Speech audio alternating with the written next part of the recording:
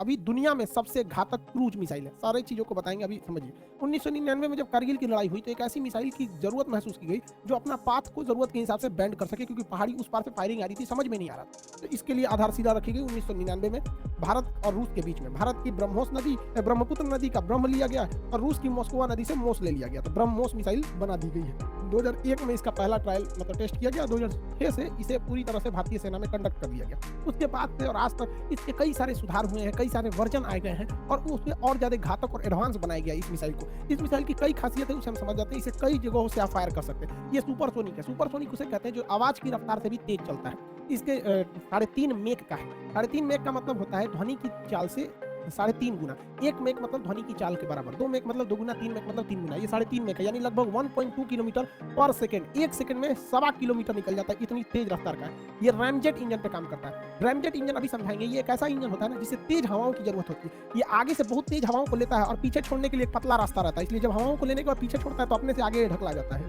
ये cruise missile है। Cruise missile कभी भी ज्यादा ऊंचाई पर नहीं जाती है। क्रूज मिसाइल हमेशा नीचे नीचे ऊंचाई पर जाते हैं। ये 4 मीटर, सोचिए 4 मीटर एक छत की ऊंचाई होती है, एक तल्ला 4 मीटर का, उतनी ऊंचाई से लेकर 15 किलोमीटर तक की ऊंचाई पे जाता है। अमूमन ये 50 मीटर की ऊंचाई पर निकलता है, इसलिए दुश्मन का रडार इसे पकड़ नहीं पाता है, इसलिए इसे पेड़ वाली मिसाइल या ट्री मिसाइल कहते हैं। ये बहुत ही घातक हो जाता है। इसका रेंज 290 किलोमीटर भी है, क्योंकि जब हम लोग MTCR के सदस्य नहीं थे, तो जो देश MTCR का सदस्य नहीं रहता है उन देशों को 300 किलोमीटर से ज्यादा मारक क्षमता की मिसाइलें खरीदने और बेचने पर रोक रहता है। इसलिए दिमाग लगाते हुए हम लोगों ने इसकी शुरुआती रेंज 290 किलोमीटर रखी थी। फिर हम लोग जल्दी MTCR के सदस्य बन गए। चाइना अभी उसका है नहीं, तो हम लोग कितनी भी मारक क्षमता को बना सकते हैं। तो अभी हम लोग के पास 650 किलोमीटर मारक क्षमता का ऑलरेडी है, टेस्ट करके एकदम फुल टू रेडी सेना को हैंडओवर किया जा चुका है। 800 किलोमीटर वाले पे वर्क चल रहा है। जो बेचने की बात चल रही है वो 290 किलोमीटर वाला है। चाइना के लिए यही बहुत है यार।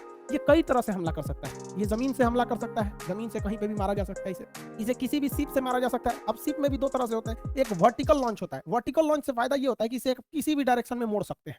और वर्टिकल लॉन्च एक होता है हॉरिजॉन्टल लॉन्च, सीधे लॉन्च करने के बाद ये उड़ने के बाद अपना पाथ को बदल लेता है ताकि नीचे रह जाए, रडार के पकड़ में नहीं आए। इसे सुखोई जहाज द्वारा इसके एयर वर्जन को भी सक्सेसफुली टेस्ट किया जा चुका है। अब ये हवाई हमले पे भी कर सकता है। सबसे घातक इसे तब बना दिया जाता है जब इसे सबमरीन से लॉन्च कर दिया जाता है। पनडुब्बी यानी सबमरीन को साइलेंट किलर कहा जाता है। द्वितीय विश्व युद्ध में जर्मनी की सबमरीन, जिसे यू बोट्स कहा जाता था, अमेरिकी नौसेना के बेड़ में खलबली मचा दिया था। ये यू बोट्स जो होते हैं यानी सबमरीन समुद्र के अंदर रहते हैं और ये अंदर मिसाइलों को मार देते हैं, पता भी नहीं चलता है कहां से मिसाइल बाहर निकल गया। तो इसे समुद्र के मतलब पनडुब्बी से भी इसे मारकर परीक्षण किया जा चुका है। अब पता ही नहीं चलेगा कि कहां सबमरीन है, अंदर से ही अचानक मिसाइल आएगा, मार के चला जाएगा।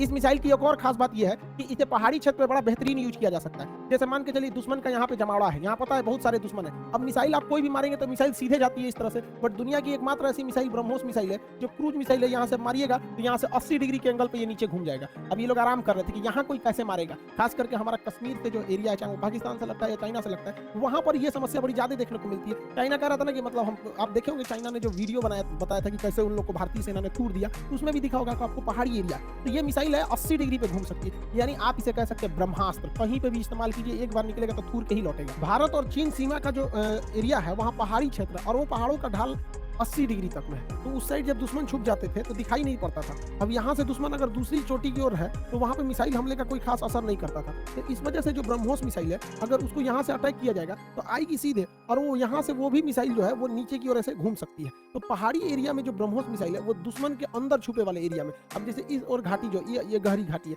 इसमें भी ऐसे डाउन हमला कर सकती है, जिस वजह से वो बहुत ज्यादा खतरनाक हो जाती है। खास करके इस तरह के पहाड़ी और दुर्गम दर्रों वाली क्षेत्र में और ज्यादा घातक हो जाती है। इसके टेक्निकल स्पेसिफिकेशन को समझते हैं। जब ब्रह्मोस मिसाइल मारी जाती है तो इसके रास्ते जो होते हैं, फ्लाइंग पीरियड, उसे 2 भाग में बांटते हैं। एक शुरुआती वाला होता है जिसे मिड कोर्स कहते हैं, जब ये अपनी मतलब टारगेट की ओर बढ़ रहा होता है। उसके बाद टर्मिनल फेज होता है। शुरुआत में जैसे मान के चलिए 300 किलोमीटर मारना है, तो शुरुआत में तो ये पता चल जाता है ना कि मारना किस एरिया में। जैसे मान के चलिए कि हमको लाहौर के पास या फिर बीजिंग के पास हमला करना है, तो पहले मिसाइल को बीजिंग तक पहुंचाइए, तो उसके बाद वो अपना एक्यूरेसी को ध्यान रख लेगा। तो जब वो अपने टारगेट के करीब पहुंचता है तो उसे मिड कोर्स कहते हैं। इस दौरान इसे रडार द्वारा रास्ता दिखाया जाता है कि भैया दाहिने बाएं ऊंचा नीचे इधर पहुंच जाओ। उसके बाद जब वो टारगेट के करीब पहुंचता है तो उसे कहते हैं टर्मिनल फेज, मतलब अब इसी में इसे टर्मिनेट कर देना है, टर्मिनल फेज। इस टर्मिनल फेज में इस मिसाइल का आगे जो ऑनबोर्ड इसका नेविगेशन सिस्टम लगा रहता है, मिसाइल का अगला भाग जो थुथुर होता है ना, इसमें ऑनबोर्ड उसे कहते हैं जब कोई चीज उड़ने वाली चीज में फिट कर दिया जाता है। ऑनबोर्ड कैमरा, ऑनबोर्ड मेंबर, मतलब जो सब लोग उड़ रहे हैं लोग साथ में, तो ऑनबोर्ड रडार जो होता है इसमें सिग्नल छोड़ता है और रडार से इन्हें पकड़ लेता है आराम से। तो इससे ये फायदा होता है कि अगर ये भाग भी रहा है,